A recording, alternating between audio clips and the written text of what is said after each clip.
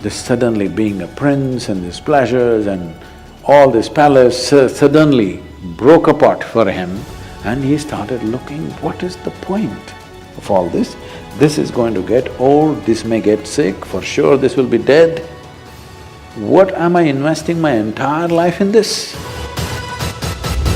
He pursued 8 different forms of samadhi. He saw all of them were wonderful experiences, but still it did not liberate him. So in this condition, he was walking as a samana. There's a certain system of practice called as samanas. Their fundamental practice is this: they will never ask for food. You should not go in pursuit of food because they want to beat the fundamental instinct of survival. He sat under the tree, it was this full moon night which is coming now. He sat there and he sat there with this determination. Either I must see the ultimate nature of my existence now, or I will sit here and die. I will not open my eyes till I know this.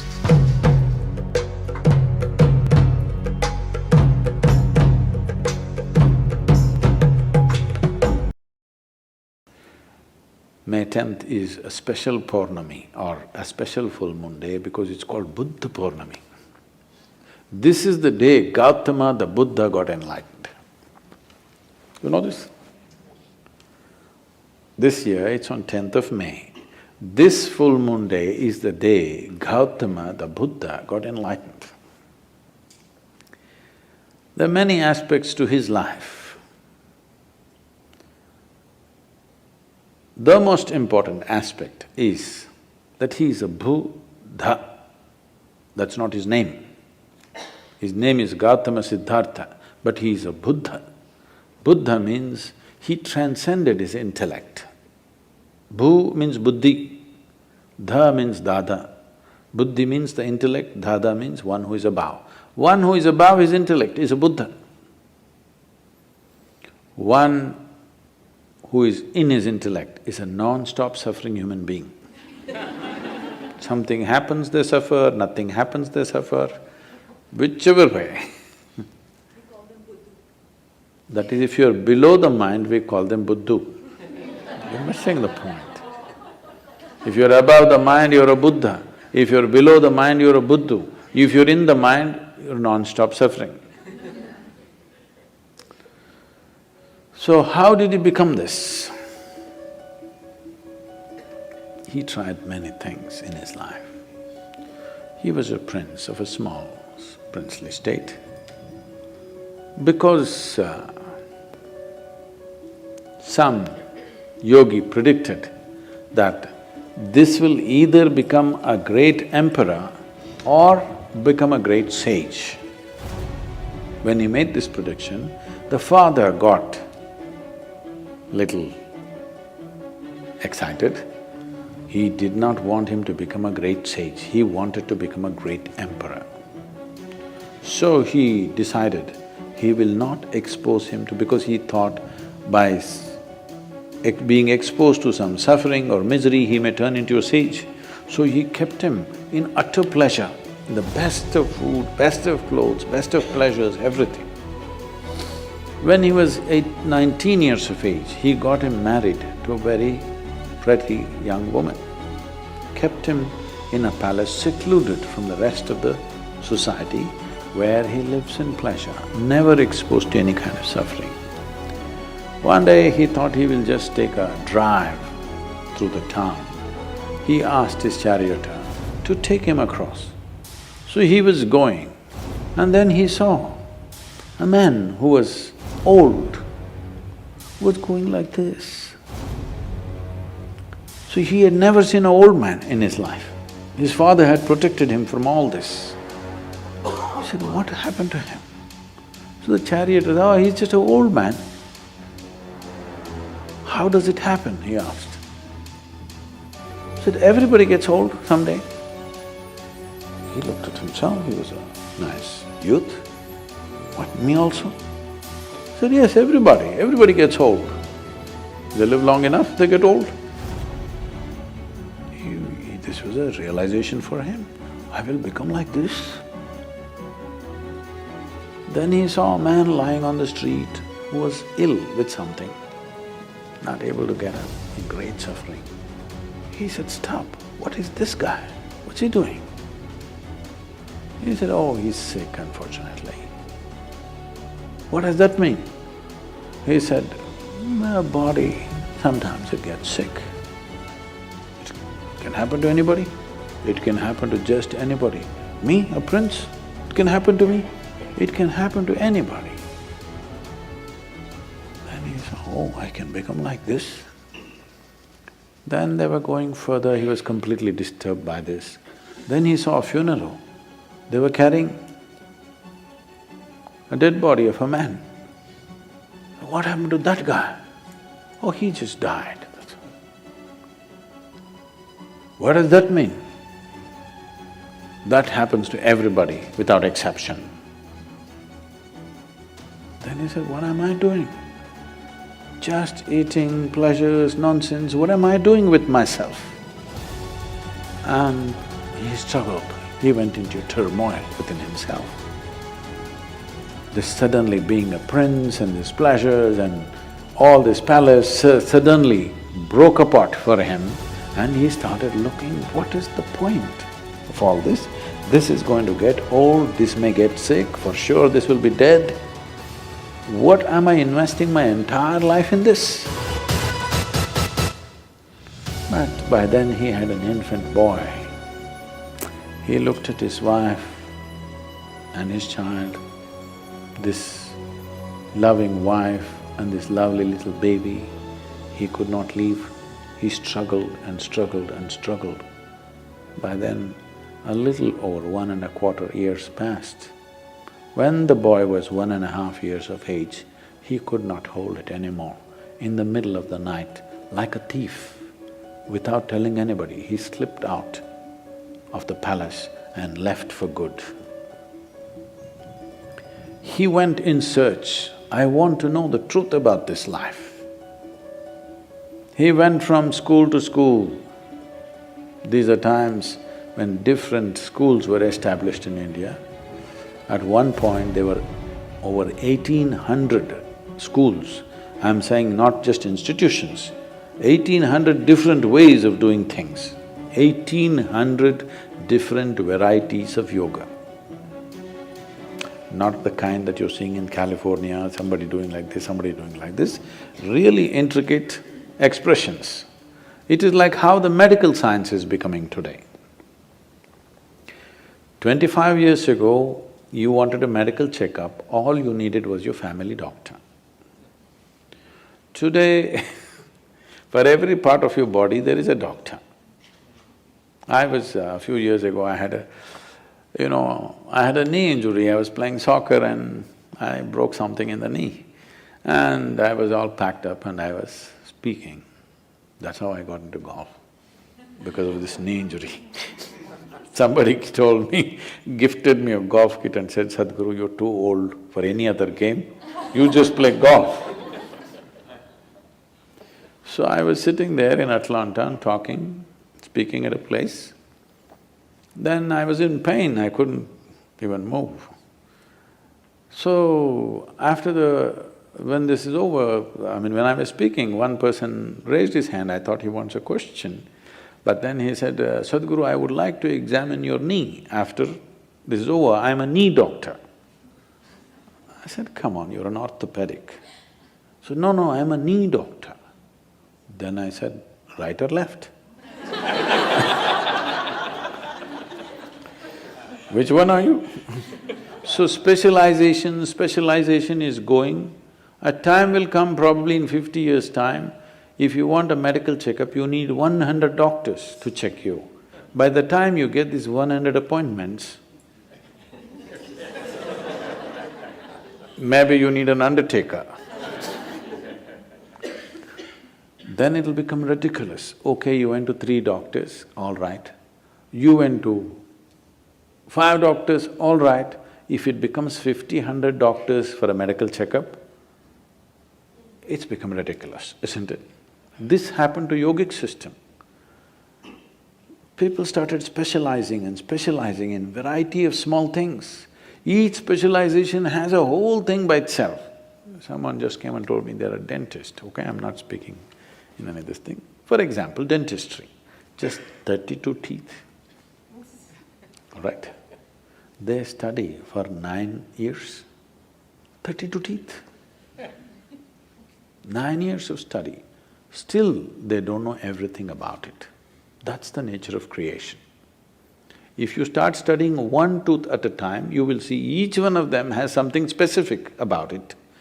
Somebody can spend a lifetime of study just learning about one tooth. Just see if you had 32 dentists to look into your mouth. Disaster you are, isn't it? So as specialization happens, when it crosses a certain point, it'll become ridiculous. This happened to yoga. It crossed that point where 1800 schools, different specializations of yoga happened. So that is when Patanjali came and kind of assimilated everything into Yoga Sutras to minimize this expanse that was growing endlessly. So when Gautama came, it was post-Patanjali, but still there were many things. So he went from school to school. He pursued 8 different forms of samadhi.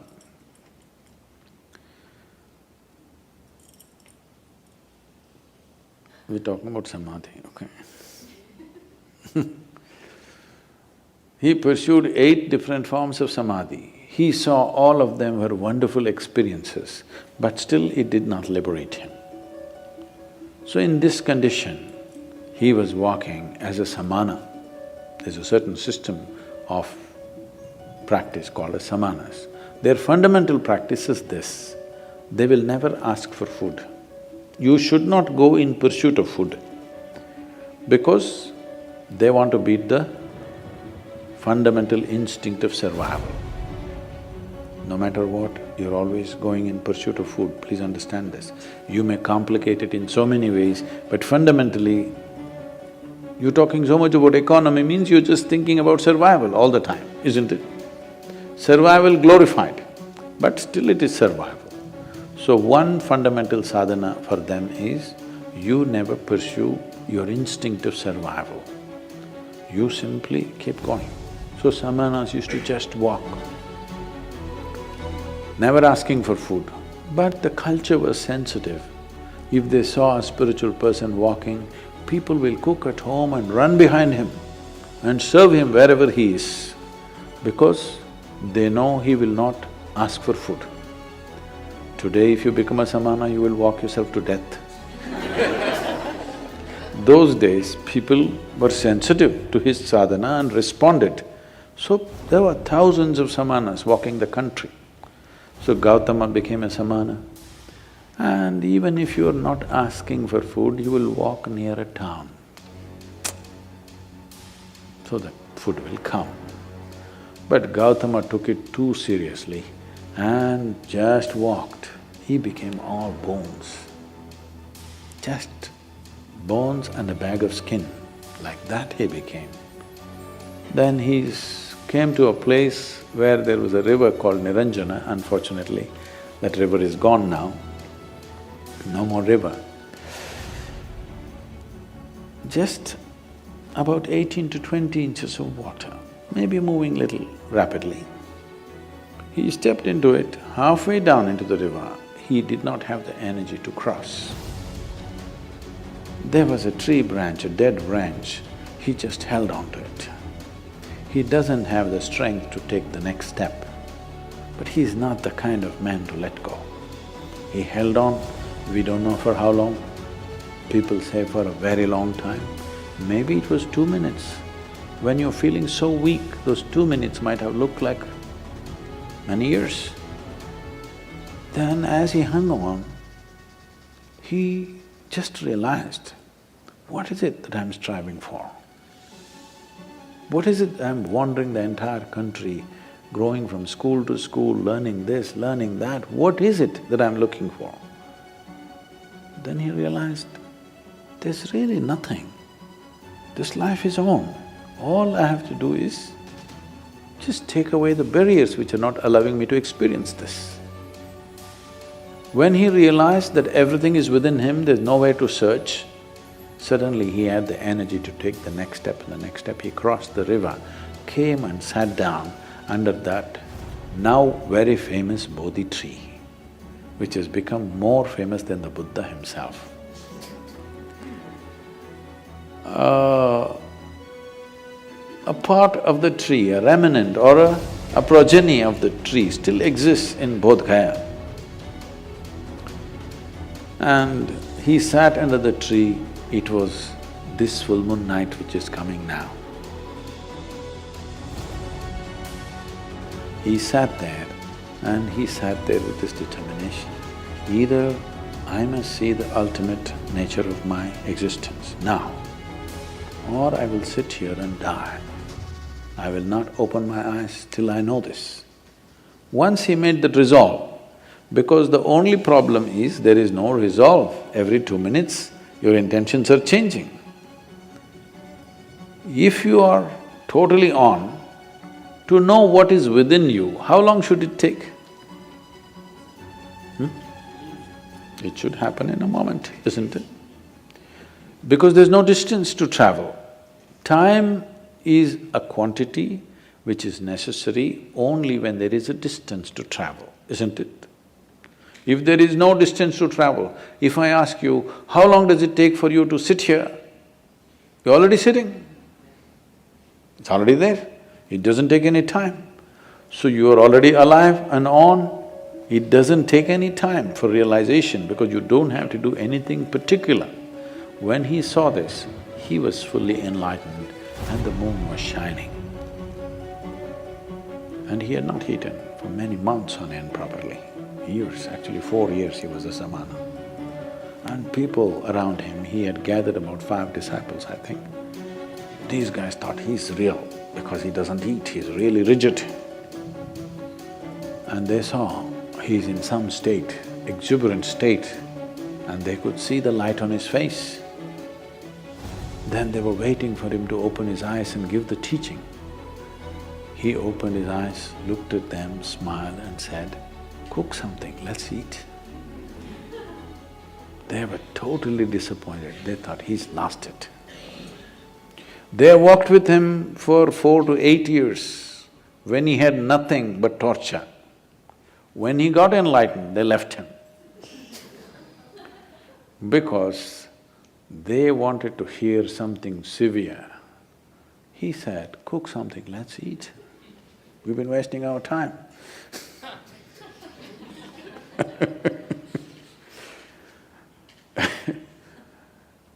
There are many beautiful episodes in his life.